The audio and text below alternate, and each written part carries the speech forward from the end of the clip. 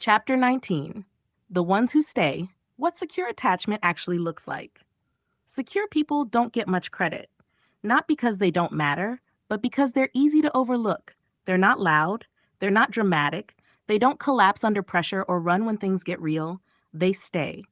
And that's exactly why they're often misunderstood. In a world trained to mistake chaos for love, secure people seem boring. In relationships built on performance and longing, their steady presence can feel too easy, too nice, or not exciting enough. But that's not because they're lacking something. It's because the rest of us don't know how to interpret peace.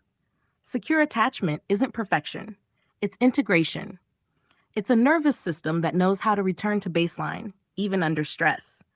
It's the ability to self-regulate without disconnecting and co-regulate without losing yourself. Secure people don't panic at every shift.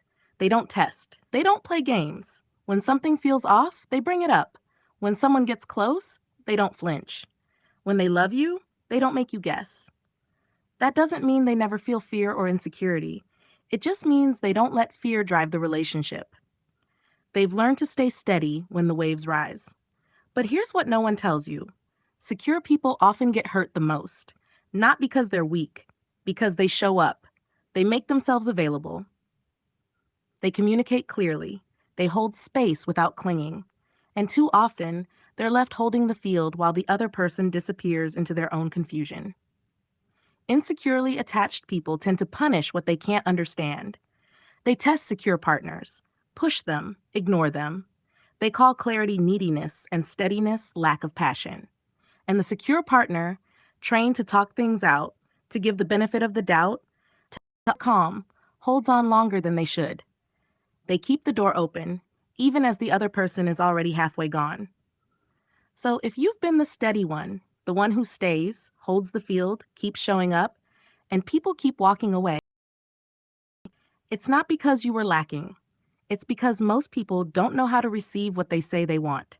Secure attachment is not the destination of healing. It's the capacity to stay real, especially when things get hard. It's not always peaceful, it's not always comfortable, but it's stable, honest, grounded. It lets you tell the truth without drama. It lets you receive love without needing to perform for it.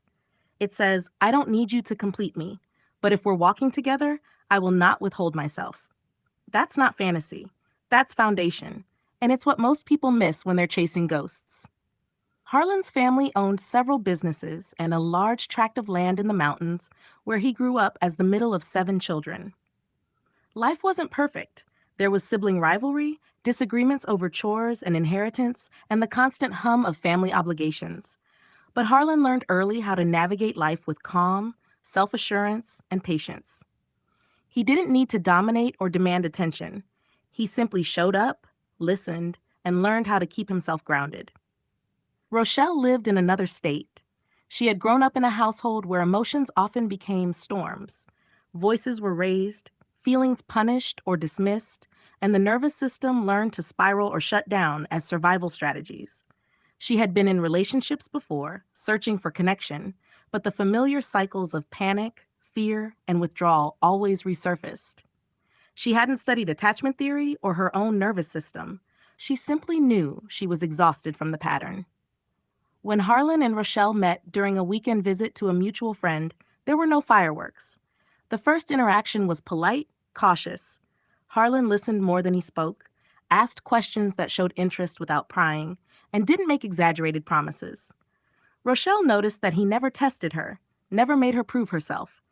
There was a steady, calm energy that seemed almost impossible to grasp. Over the course of the weekend, they shared meals, helped set up a barbecue, and talked in quiet corners while others laughed around them. Rochelle noticed small things. Harlan's eyes would meet hers with attention, but he never pressured. His hands were relaxed, not restless. He seemed grounded, even when conversations touched difficult topics.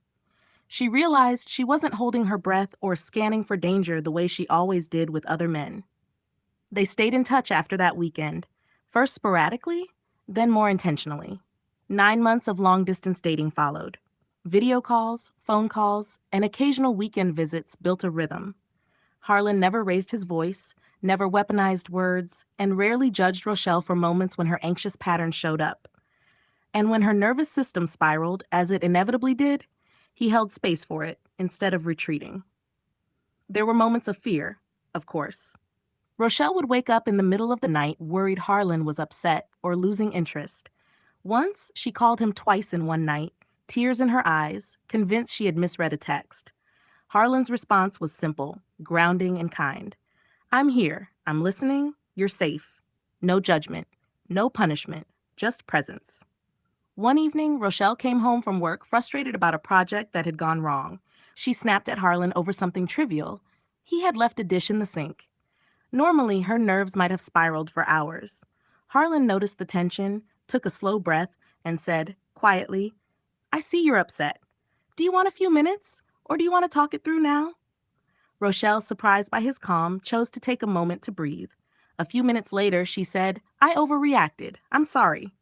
Harlan smiled gently. Thank you for telling me. I want to understand, not argue. They worked through the frustration together, naming what triggered each of them and staying present until both felt calm. By the end, the moment of tension had passed without escalation, and Rochelle felt heard, safe, and held, a small human example of what secure attachment does in real life. They traveled the world together once she moved in, hiking through mountain passes, wandering European cities, exploring beaches. Each experience reinforced the quiet rhythm they had built. Notice the nervous system, name the fear, and stay present. Even small arguments were handled calmly. One evening, after a disagreement about household tasks, they paused.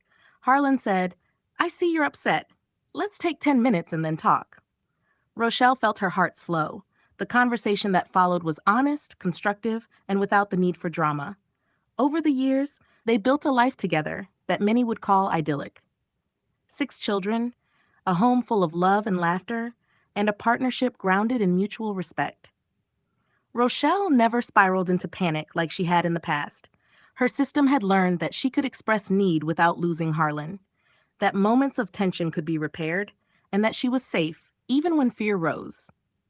By the time their children were grown, Rochelle could look back and hardly remember the anxiety that had defined her past relationships. She could see clearly that Harlan's steadiness had healed her, without her ever having consciously realized it, and that gave them space to have a life marked by trust, joy, and growth. Their relationship wasn't perfect. Life threw challenges at them, financial stress, teenage rebellion, illness, but they faced it together. They argued occasionally, yes, but they repaired.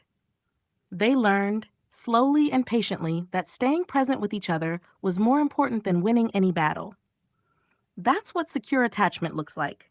Not the absence of difficulty, not perfection, not fireworks every day.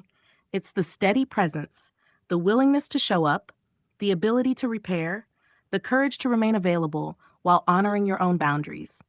It's what most people miss when they chase chaos and drama. They confuse fire for connection. Harlan and Rochelle's story is proof that love grounded in secure attachment doesn't just feel safe, it transforms. It gives space for growth, for trust, and for life lived fully. And it begins with one choice: to stay.